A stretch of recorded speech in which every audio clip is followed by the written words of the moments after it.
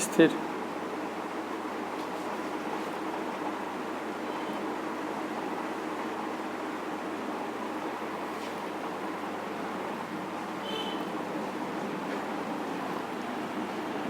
चलिए, good evening to all of you. आज wave optics का लेक्चर 4 देखना है, 3 देखना है। देखिए लेक्चर 3 एक लेक्चर वेव ऑप्टिक्स। लेक्चर 3 में देखेंगे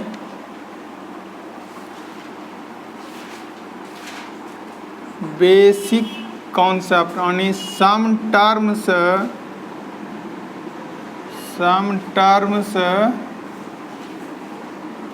रिलेटेड टू बता रहे थे वेव्स,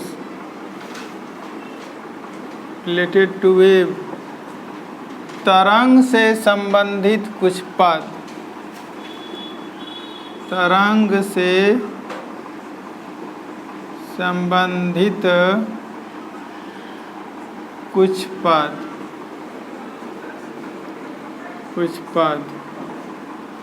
क्या होगा। सबसे पहले वेवलेंथ की चर्चा लास्ट क्लास में किए थे।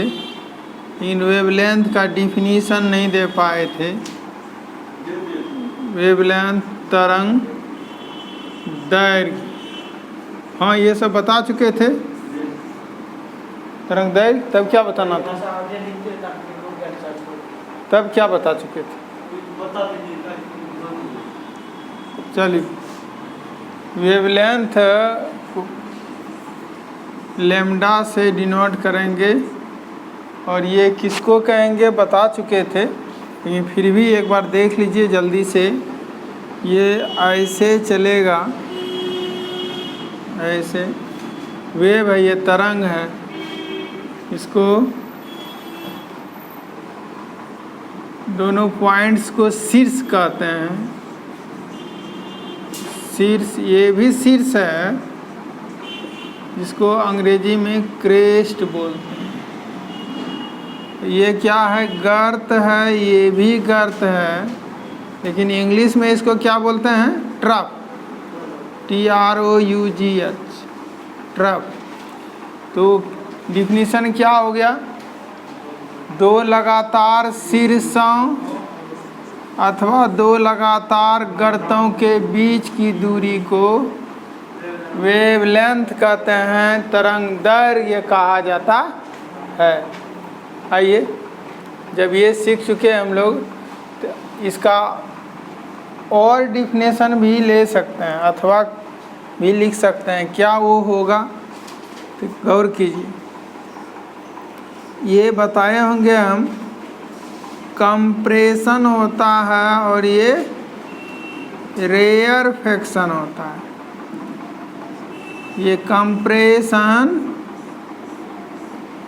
रेयरफेक्शन, फिर कंप्रेशन। क्या देखना है इसे? ये कंप्रेशन हो गया, जिसको संपीड़न बोलेंगे, संपीड़न। और ये क्या है? रेयरफेक्शन। रेयरफेक्शन विरलन बोलते हैं, विरलन। तो क्या हो गया?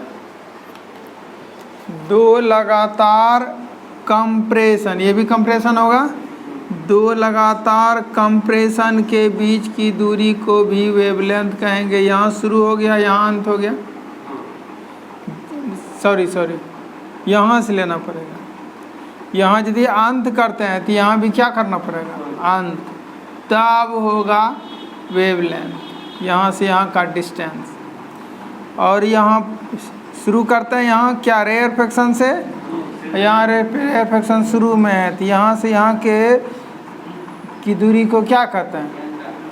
ये वेवलेंथ कहते हैं, तरंग दैर्घ्य कहते हैं, लैम्डा से सूचित करते हैं। तो दो डिफिनीशन देने जा रहे हैं, गौर करोगे। फर्स्ट डिफिनेशन क्या था? दो लगातार शीर्षों अथवा दो लगातार गर्तों के बीच की दूरी को तरंगदैर्घ्य कहा जाता है। अथवा ले सकते हैं दो लगातार कंप्रेशन, ये भी कंप्रेशन ये भी कंप्रेशन, दो लगातार कंप्रेशंस अथवा दो लगातार रेयरफेक्शंस के बीच की दूरी को वेवलेंथ कहा जाता है। इसको भी रेयरफेक्शन बोलेंगे ना।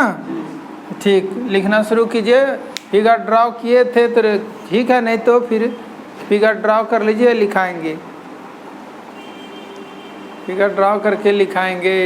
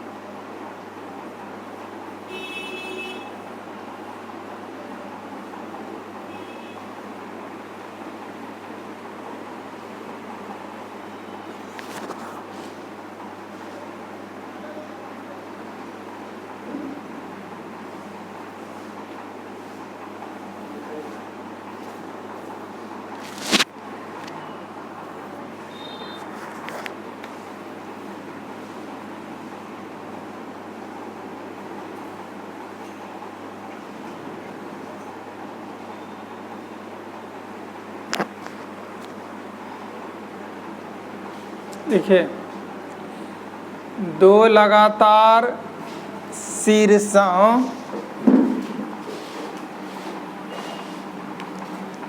डिफिनीशन लिखिए। दो लगातार शीर्षों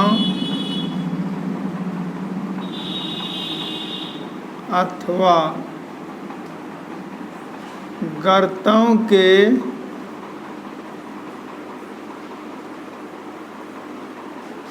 बीच की दूरी को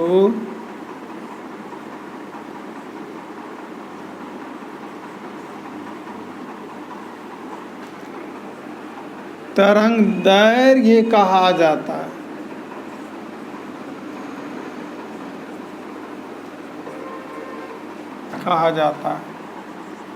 ठीक है। अब अथवा भी लिख सकते हैं। क्या अथवा लिखेंगे? या इंग्लिश वाले यदि लिख हैं तो इंग्लिश वाले लिख सकते हैं the distance between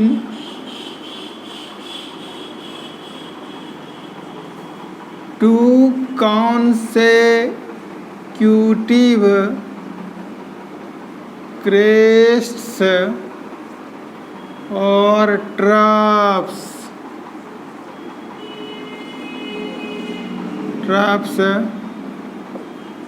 is called, क्या कहलाता है? वेव लेंथ कहलाता है। Is called wave length. First definition हुआ इसके आधार पर, दो लगातार शीर्षों अथवा गर्तों के बीच की दूरी के आधार पर। अब चलेंगे दो लगातार कंप्रेशन या संपीड़नों और विरलनों के बीच की दूरी को, दो लगातार संपीड़नों या दो लगातार विरलनों के बीच की दूरी को क्या कहेंगे? वेवलेंथ कहेंगे। दूसरा डिफिनीशन हम इधर लिखेंगे और करके लिखो डिफिनीशन। पहले हिंदी में दो लगातार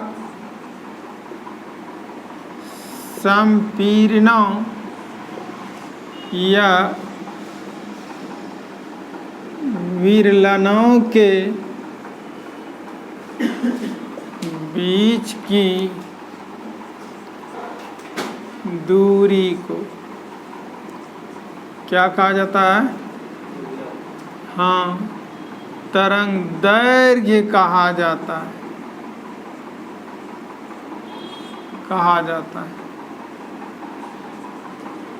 तरंगदैर्घ्य कहा जाता है। और इंग्लिश वाले लिखिए the distance between two consecutive या सक्सेसिव, यहाँ सक्सेसिव यूज कर देते हैं, सक्सेसिव कहिए या कॉन्सेक्यूटिव, दोनों वर्ड्स आपके पास हो गया। The distance between two consecutive क्या कंप्रेशंस और रेयरफेक्शंस, कंप्रेशंस और रेयरफेक्शंस is called wavelength। चलिए किससे डिनोट करेंगे, पता है लैम्डा से। यूनिट जानना जरूरी है। मापेंगे इसको किस में, लिखना है it is denoted by lambda, ऐसे लिखेंगे। जो नहीं जान रहे हैं जानिए, इसको कहेंगे LAMDA, लैम्डा। और इसका यूनिट क्या होगा, लिखते हैं इट्स SI यूनिट इज, क्या होता है एंगस्ट्रम नहीं बल्कि SI यूनिट क्या होता है, मीटर होता है। SI यूनिट की बात करेंगे, SI यूनिट क्या होता है, मीटर। लेकिन बट अदर यूनिट क्या होता है, बट अदर यूनिट, किंतु दूसरा यूनिट क्या होता है, अदर यूनिट मतलब दूसरा यूनिट जो चलता है, जो लिखते हैं इसका, इट्स अदर यूनिट इज, देखो यहाँ AN एंगस्ट्रम होता है, ANGSTROM, जिसको इस तरह से लिखते हैं। और दोनों में क्या रिलेशन है, 1 angstrom is equal to 10⁻⁻10 metre. Note कीजिए, ये वेवलेंथ था।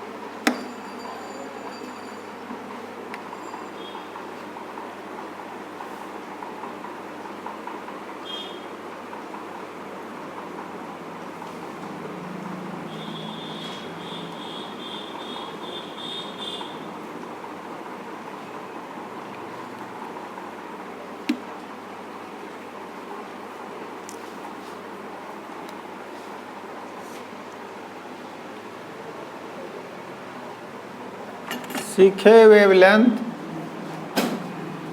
जानना है एम्पलीट्यूड, आयाम क्या होता है।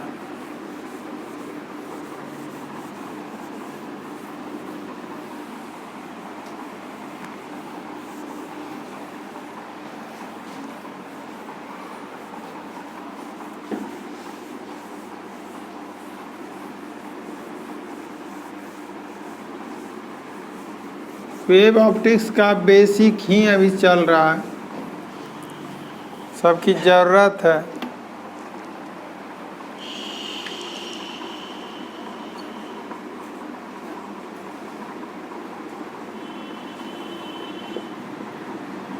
एम्पलीट्यूड मतलब आयाम, जिसको कैपिटल ए और स्मॉल ए से डिनोट करेंगे। किसको कहते हैं, गौर करो, ये क्या है, इसको कहते हैं संचरण रेखा। संचरण रेखा बताएंगे, संचरण रेखा लाइन ऑफ प्रोपेगेशन बताए ना, ठीक। ये संचरण रेखा है। और देखो कान ये ऊपर नीचे वाइब्रेट करता है, तो इस तरह का फॉर्मेशन होता है। तो बताओ कण अधिकतम यही यहाँ तक गया, और फिर यहाँ नीचे में अधिकतम यहाँ तक गया। ये जो अधिकतम ऊपर की ओर गया, ये विस्थापन हो गया अधिकतम। ये कण, ये पानी का कण स्थिर था, ढेला मारे क्या हो गया, ऊपर नीचे करने लगा। तो मैक्सिमम जितना ऊपर गया या जितना नीचे आया उसी को क्या कहते हैं, एम्पलीट्यूड कहते हैं, वेवलेंथ कहते हैं। क्या परिभाषा होगा कि कंपन करने वाले कण के अधिकतम विस्थापन को आयाम कहा जाता है, एम्पलीट्यूड कहा जाता है। क्लियर है? तो चलिए यहाँ एम्पलीट्यूड ये हो गया, ये से डिनोट करते हैं, पहले कह चुके हैं, ये भी एम्पलीट्यूड ये हो गया। लेकिन यदि इस तरह से कंपन करता, इस तरह का वेव हो, लॉन्गिट्यूडनल वेव है इसका, बताए थे वेव का प्रकार लॉन्गिट्यूडनल वेव है, ऊपर वाला ट्रांसवर्स वेव है, बताए थे। चल अब कहाँ चलेंगे, यहाँ भी कण कंपन करता है, यहाँ लाइन ऑफ प्रोपेगेशन, संचरण रेखा के लंबवत कंपन कर रहा था, लेकिन यहाँ संचरण रेखा के अनुदिश कंपन कर रहा है। नहीं, ऐसे ये संचरण रेखा है ना, इसको संचरण रेखा कहेंगे, और संचरण रेखा के अनुदिश ये कंपन करता है। ठीक है, तो यहाँ देखो यदि मीन पोजीशन है, इसको मीन पोजीशन किसको कहते हैं, जहाँ पहले था, या डिस्टर्बेंस जब समाप्त हो गया तो जहाँ पर पुनः पहुँच गया वो क्या होता है, वो मीन पोजीशन है। ये क्या होता है, मीन पोजीशन। कि मीन पोजीशन का हिंदी माध्य स्थिति, और माध्य स्थिति में क्या देखना है कि कण अधिकतम, देखिए इधर अचलाक न, जितना दूर अधिकतम जाएगा इधर या इधर, उसको क्या कहेंगे, एम्पलीट्यूड कहेंगे, आयाम कहेंगे। यहाँ भी तो कंपन कर रहा है, जितना इधर आएगा मैक्सिमम विस्थापन जो होगा उसको आयाम कहेंगे, ए से डिनोट करेंगे। तो डिफिनीशन अब लिखिए, फिगर ड्रॉ करके लिखा कीजिए तो समझ में आएगा।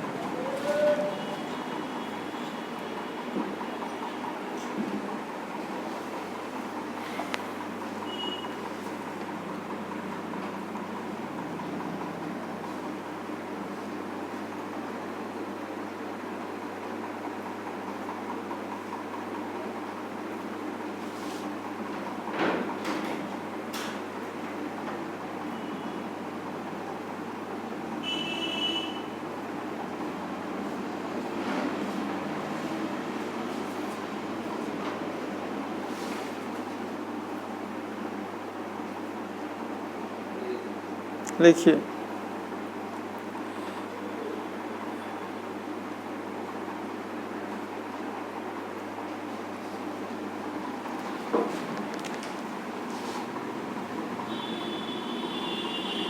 कंपन करने वाले कण के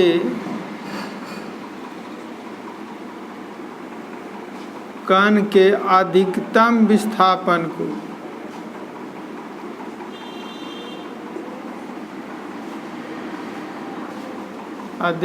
विस्थापन को क्या कहते हैं, आयाम कहा जाता है।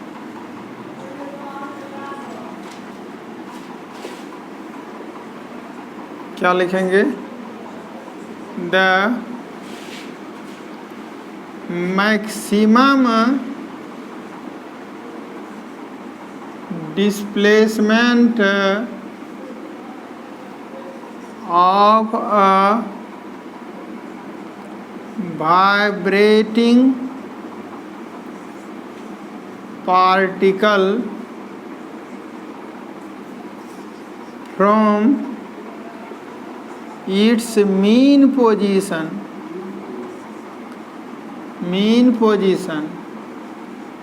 यहाँ भी दे सकते थे, कहाँ से, तो मीन पोजीशन से ही होगा ना। यहाँ क्या लिखे हैं? कंपन करने वाले कण के अधिकतम विस्थापन को, विस्थापन किसको कहते हैं? किसी पॉइंट से होगा। यहाँ लिख सकते थे कण के माध्य स्थिति से अधिकतम विस्थापन। तो ये अंडरस्टूड है, इसलिए दिमाग में लगाए। यहाँ from its mean position is called क्या होगा? एम्पलीट्यूड होगा। चलो एरो देखकर, इट इज डिनोटेड बाय, कैसे? It is denoted by small A और कैपिटल। अब है कि ये भी विस्थापन है, दूरी है। इट्स SI यूनिट क्या होगा? It's SI unit is metre. यही तो है। चलो आयाम सीखे, और भी सीखना।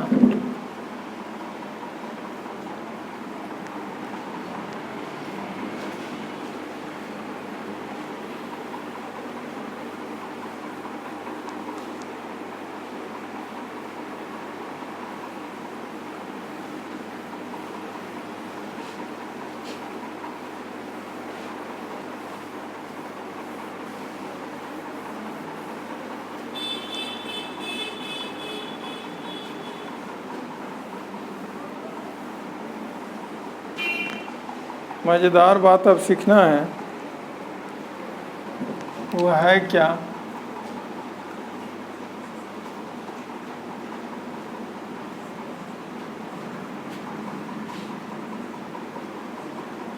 फेज एंगल क्या होता है?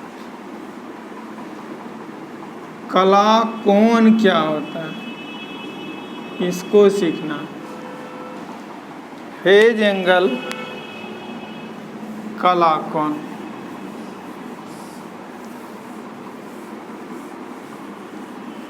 क्या होता है कला कोण, फेज एंगल? आओ देखो, ध्यान से सुनना, मजा लेना, मज़ेदार बात करेंगे हम। ये देखो,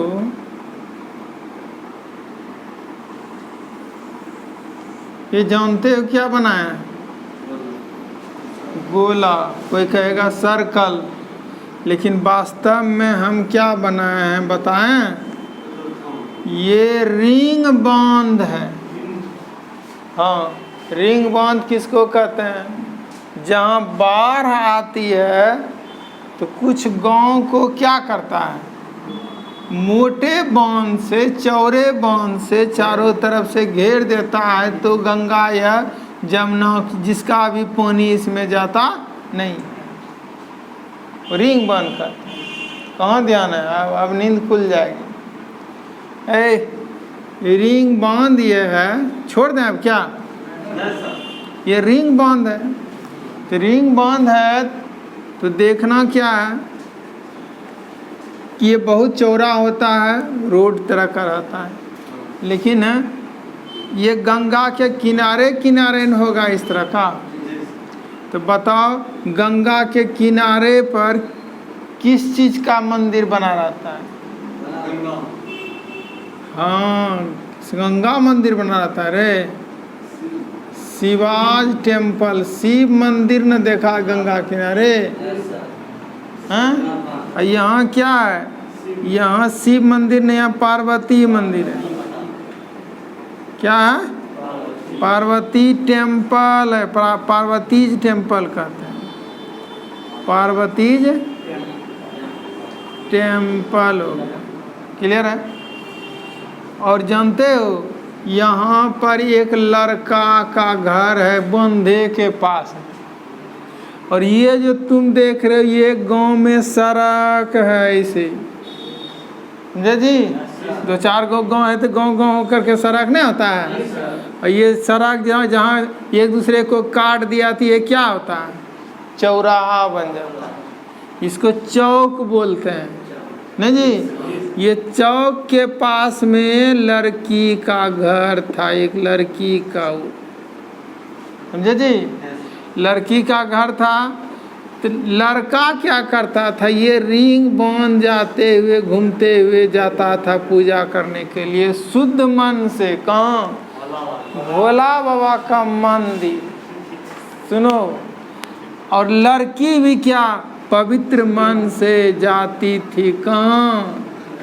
भोला बाबा का मंदिर। पहले तो बहुत शुद्ध मन से जाता था। कब? जब तक कि मंदिर में दोनों से भेंट नहीं हुई थी। लड़का गया पूजा करके वापस हो जाता था, लड़की गई पूजा करके वापस हो जाता था। लेकिन हुआ क्या, एक दिन एक दूसरे को देख लिया, पूजा करने आती है, ये भी देखी पूजा करने आता है। अब हुआ क्या, दूसरे दिन से लड़की गई तो वेट करने लगा कहीं आज भी लड़का वो आया है क्या। तो क्या हुआ, ये भी लड़का उधर से पहुंच गया। तो देखा गया क्या कि दोनों पहले अपना अपना पूजा करके लौट जाता था, अब नहीं लौटता, तब इंतजार करता। ये भी लड़का पहले पहुंच गया तो लड़की का इंतजार कर रहा है कि आएगी तो साथे पूजा करेंगे, और लड़की पहुंच गई तो लड़का का इंतजार करे साथे पूजा करेंगे। हो जाता है पुजारी में, ये के साथ पूजा करेंगे, ऐसा होने लगा। अब धीरे धीरे ऐसा हो गया एक दिन कि लड़की एब्सेंट हो गई। तो लड़का ने हिम्मत जुटाया कि कल कहीं गए थे क्या। तो बोलती है कि हाँ गए थे जीजा जी के। तो जैसे ये बोला तो अब तो दोनों में क्या हुआ, बातचीत होने लगी। हाँ, बातचीत होने लगी। तो कलयुग का लड़का, कलयुग की लड़की, अब इंतजार करना चाहता नहीं था। कभी लड़की पहुंच जाता था, कभी लड़का पहले पहुंच जाता था, टाइमिंग मिल नहीं पा रहा था। तो आजकल का लड़का क्या किया, ट्यूशन फी के नाम पर पैसा लिया। हाँ, पिताजी से इतना रुपया लगेगा, इतना रुपया लगेगा, और वो क्या किया, 2 मोबाइल खरीद लिया। एक लड़की को, एक अपने पास रख लिया। और रख लेने के बाद अब बताओ ये क्या किया, अब वेट करने की इसको जरूरत नहीं। जैसे लड़का निकलने लगता था फोन कर देता, निकल रही है। आप बताओ, ये जैसे निकला यहाँ पर आता था तो लड़की कहाँ आती थी ये तो पता चल जाता था ना बाय फोन। लेकिन देखो यहाँ ये कैसे ये कम्युनिकेशन सिस्टम है जी। यहाँ से इसको सूचना मिल गया B1, लड़का B1 पर गया है तो लड़की कहाँ गई है, G1 पर। लड़का यहाँ B2 पर, तो फोन करके पूछता है कहाँ पर, G2 पर। लड़का मंदिर तो लड़की भी मंदिर। 1 मिनट वेट करना पड़ा। नहीं विश्वास है देख लो। अरे विश्वास नहीं है, ये देखो,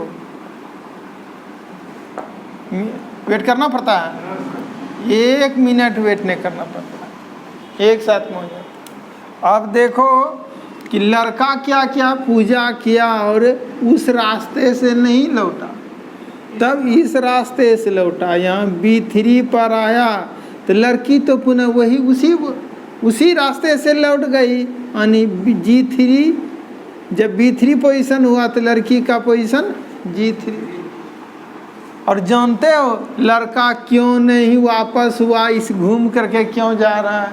कोई भी पूछेगा अरे तुम रोज इधर कहाँ जाता है, लेकिन लड़की को कोई पूछता है क्या? लड़की को कोई नहीं पूछता है कि किधर गई थी, यहाँ कहाँ गई थी, इधर कहाँ जाती है। क्यों? क्योंकि उसके पास लाइसेंस रहता है। ये लाइसेंस क्या है? वो फुलसाजी, हाथ में फुलसाजी यदि रहे नहीं तो कोई पूछेगा कहाँ गई थी, तुरंत जवाब मिल जाएगा। दिखाई नहीं देता है मंदिर से आ रहे हैं, हाँ अंधा हो गया क्या? बहुत कुछ जवाब मिल जाएगा तुमको, नहीं जी। तो हुआ क्या जी? हुआ क्या कि लड़की पुनः उसी रास्ते से वापस लड़का इसे घूम करके, लड़का कहाँ गया? B4 पर, तो लड़की कहाँ? G4 पर। लड़का यहाँ X' पर, तो लड़की अपना घर। लेकिन जानते हैं ये कब का पूजा था? सुबह का। सुबह शिव मंदिर गई और वापस आई।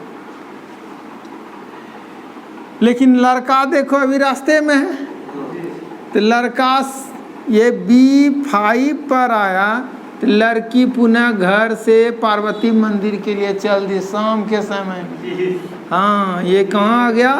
ये G5 पर। लड़का B6 पर, तो लड़की G6 पर। मंदिर लड़का, लड़की भी मंदिर, पूजा हो गया। अब वापस हुआ लड़का B7 पर, तो लड़की G7 पर। लड़का B8 पर, तो लड़की G8 पर। लड़का घर, तो लड़की भी घर। रूटीन पूरा हो। तो बताओ जी, यदि ठीक से तुम देख पा रहे हो तो लड़का एक कैसे रास्ते से होकर गुजरा? वृत्ताकार पाथ से गुजरा, सर्कुलर पाथ से होकर गुजरा।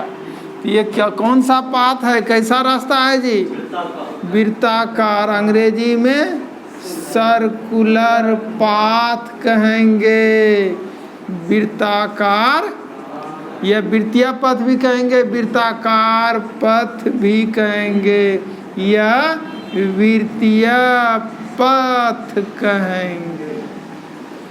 तो लड़का जब वृत्ताकार पथ पर चलेगा तो उसके मोशन को हम लोग क्या कहते हैं? कौन सा मोशन कहते हैं? लड़का जब वृत्तीय पथ पर चलती है, लड़का जब वृत्ताकार पथ पर चलता है तो लड़का के गति को कौन सा गति कहेंगे?